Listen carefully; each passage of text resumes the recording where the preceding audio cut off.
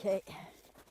It takes icy cold nights and warm spring days to make the maple trees flow with the sap that Harold and Nicole Varin turn into maple syrup.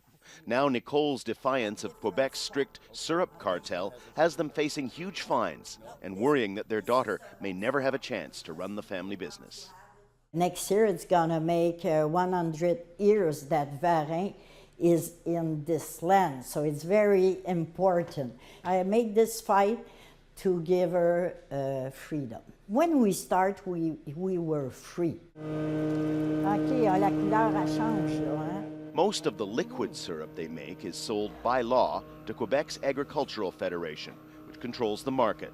But Nicole also makes maple candy and other sweets to sell independently. That's landed her and dozens of other small producers in expensive legal battles.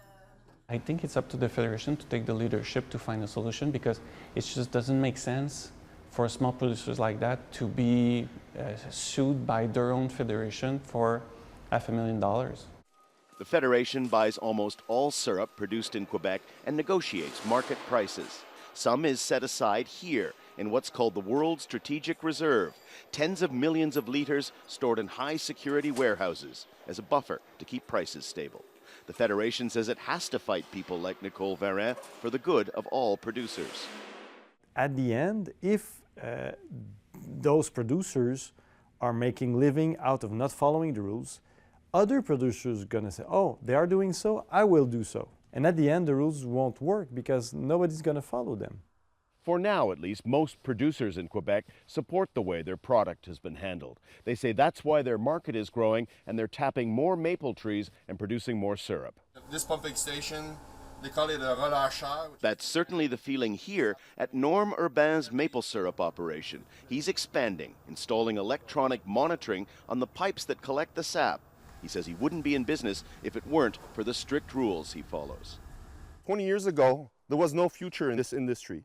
People were cutting their maples down because there was no value for maple syrup. And now everybody wants to get into the bandwagon. Something must have been done right.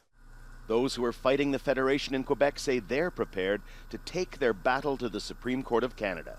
Others say a system that has led to local syrup dominating the world market is well worth keeping.